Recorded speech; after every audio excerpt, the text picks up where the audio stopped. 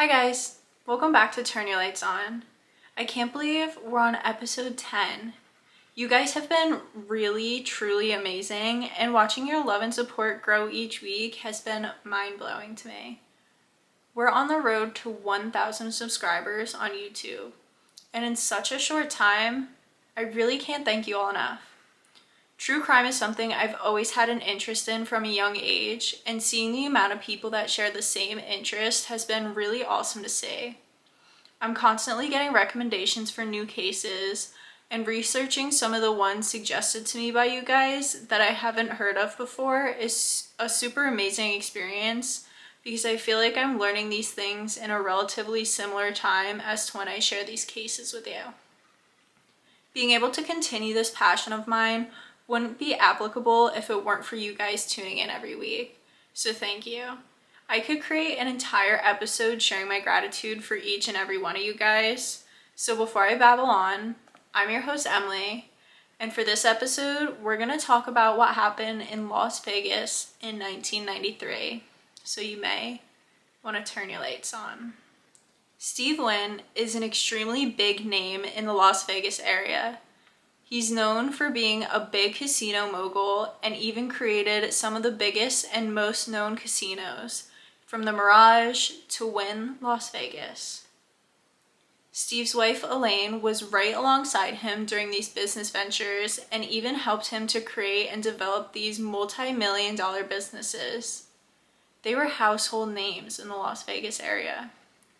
But this case isn't about them. It's about their daughter, Kevyn Wynn. In the 90s, Las Vegas was revamping and really capitalizing on the recent growth that it had been having after the many years of plateau after its golden age in the 50s to 60s. The 90s was really a time for growth in terms of resorts and more family-friendly atmospheres. And themed hotels were becoming a big thing at the time. The 90s innovation is what really transformed Vegas into the fun-filled location we've all come to know. Even Steve Wynn was able to capitalize on this growth and transform his businesses into bigger and better things. But this brought more people, more hustle and bustle. So now the question was, with all these drastic innovations and changes to Las Vegas, was it still as safe as it was before? Steve Wynn was on the up and up, but unfortunately, this would all come crashing down shortly after his business had really begun to take off. On July 26, 1933, Kevyn Wynn was abducted. She was held at gunpoint at just 26 years old and taken from her home in Spanish Trail in Las Vegas, Nevada. And on July 27th, Assistant U.S. Attorney Tom O'Connell reported to work at around 8:15 a.m. He was immediately called into the office of Monty Stewart, who was the U.S. Attorney for the Nevada District. He was the head honcho of Nevada. In the following moments spent with Monty, Tom was given a career case. Now this could mean one of two things for Tom. He would rise to the occasion, and this would be a case that follows him for the better until his final days as an attorney, or it would put him in a situation where he was no longer desirable to work with. Regardless, this case was one that would follow Tom to the end of his career, but he was up for the challenge. At the time, Steve Wynn was such a known individual, a household name. The amount of power he held in the area was unmatched, and Tom knew this case would be drowning in media coverage. The stakes were high, but he was willing to put his all into it. However, in O'Connell's meeting, he received some of the best news anyone could receive about a missing persons report. Just a few short hours after Kevyn was taken from her home, she was returned to her parents, Steve and Elaine. The bad news was, however, that the kidnappers had been long gone. Steve Wynn paid out around $1.5 million to his daughter's kidnappers in hopes of getting his daughter back before he had contacted authorities. And with the ransom in hand, the culprits that abducted Kevyn were nowhere to be found. So super good news on one hand, Kevyn is home and physically unscathed. But on the flip side, these culprits were still out there and had the opportunity to strike again. Tom had been assigned to this case approximately 10 hours after it had happened. So while he was thankful his victim was safe, he had to tune in on a career case that had 0 suspects from the get-go. With 10 hours and $1.45 million in hand, there's no doubt that the culprits are getting the heck out of Dodge.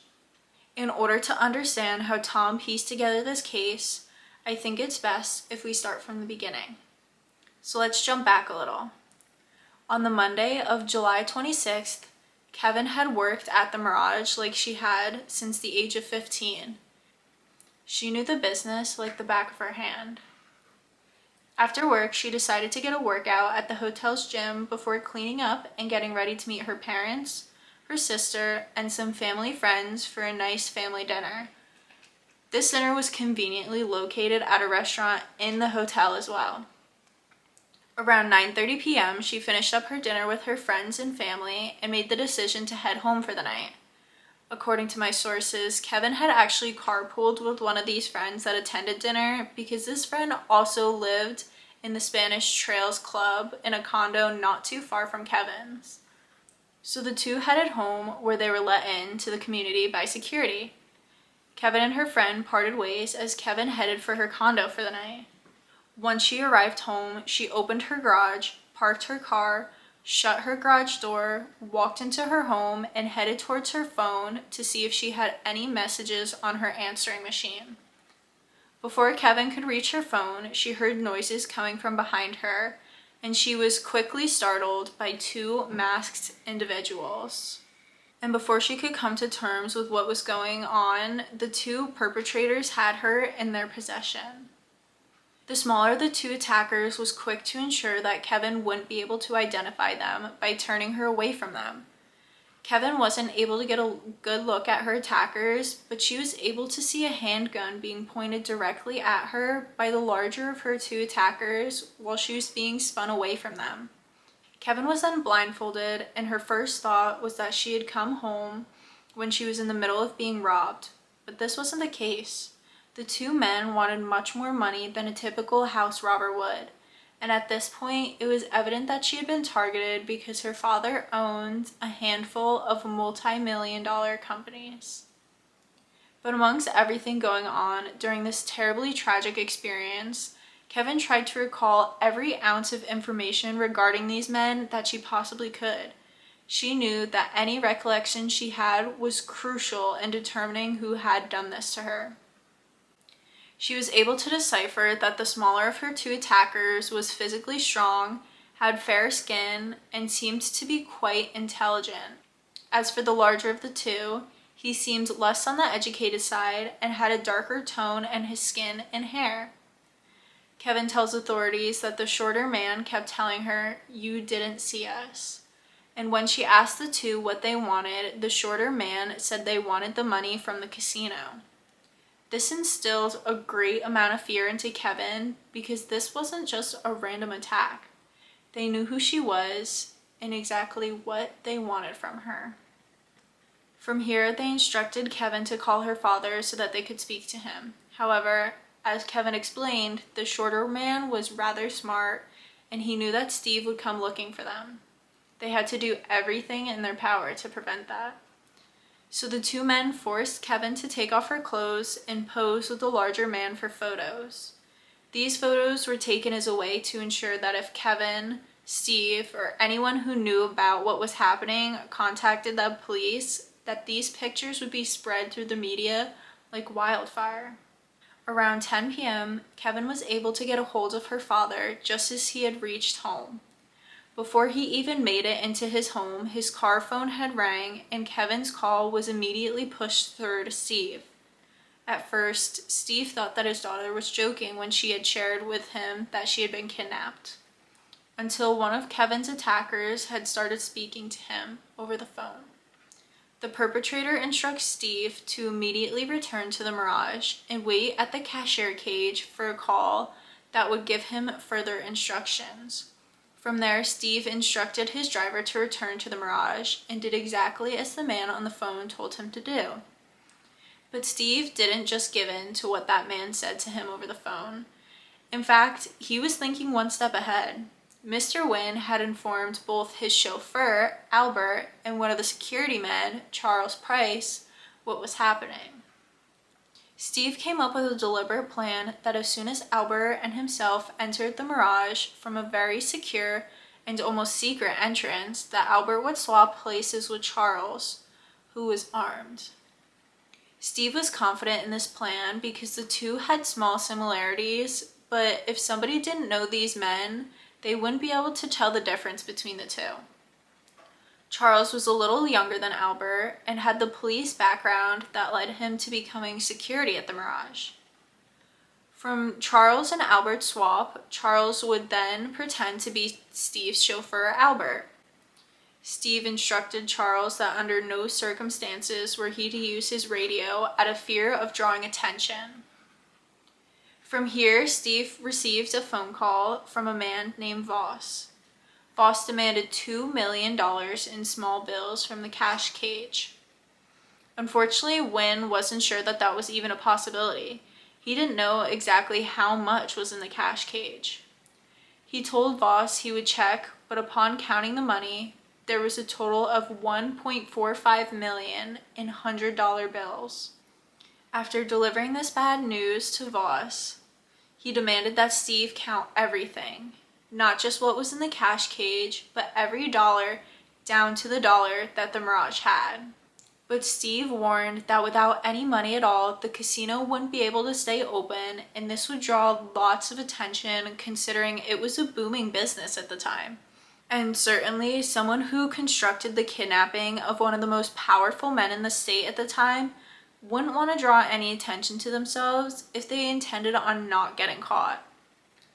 At this point, Kevyn was told by the smaller man that she was going to be delivered to a location in a car by these two men and watched from afar.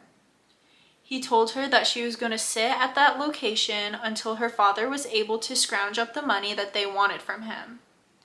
From there, if and only if her father had money in hand and adhered to the rules that they were given him, they would tell him where Kevyn was.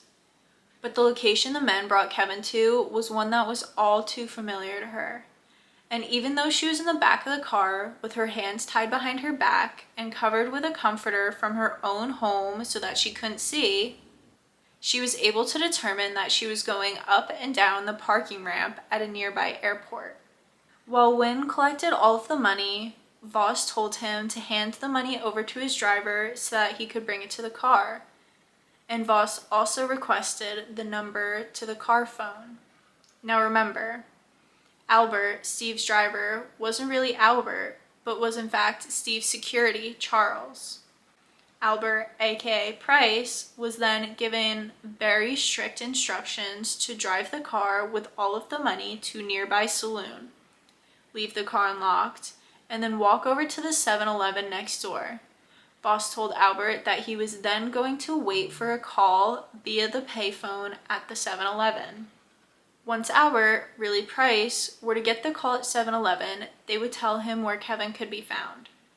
This would give the perpetrators enough time to collect the money from the car and leave the scene.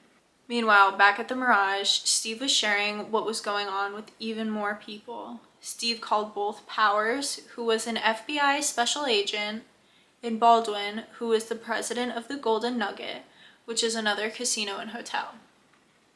It is around midnight now, when the three sit and ponder what the outcome of this awful situation could be. And all they could do is hope and pray that Kevyn was alright. Many of Steve's friends and workers were close with Kevyn, considering she had started working there at such a young age. With time fleeting and fears growing, the phone rang once more. Voss told Wynn that he was unable to get a hold of Albert in the 7-Eleven. So in 15 minutes' time, Voss would call back and tell Wynn exactly where Kevyn was, as long as all went well. And sure enough, right on time, the phone rang for the final time. Steve would get the best news that he would receive that entire night. Voss told Steve where his daughter was, and the three men rushed to the location to get her. And sure enough, Kevyn was right.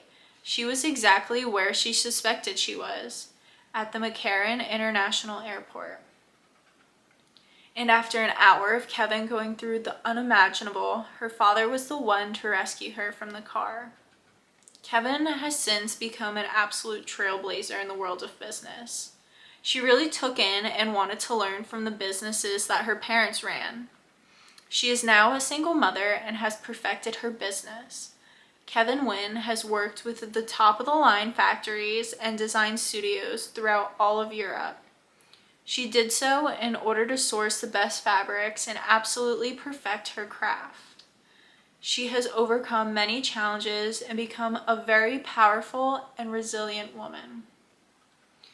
As far as who Kevyn's kidnappers were, the only information I was able to find was that Ray Marion Cuddy and Jacob Harold Sherwood were convicted and sentenced to 235 months in prison with an additional 60 months to run consecutively.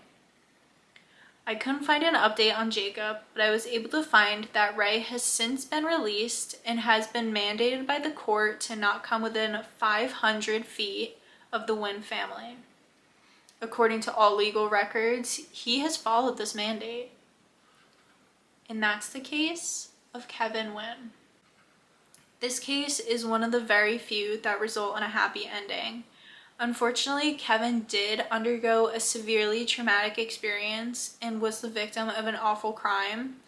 However, she was returned and physically unscathed. And in most kidnap cases, the victims don't always get the same outcome that Kevyn did. I think it's truly admirable that she was able to go on and become such a successful woman and didn't let what happened determine who she was as a person. That's all I have for you guys this week. Thank you for being here with me for another week. And if you guys watched until the end, let me know if this was a case you guys have heard before. I will see you next week with another episode, and I'm sure it'll be one that'll make you want to turn your lights on.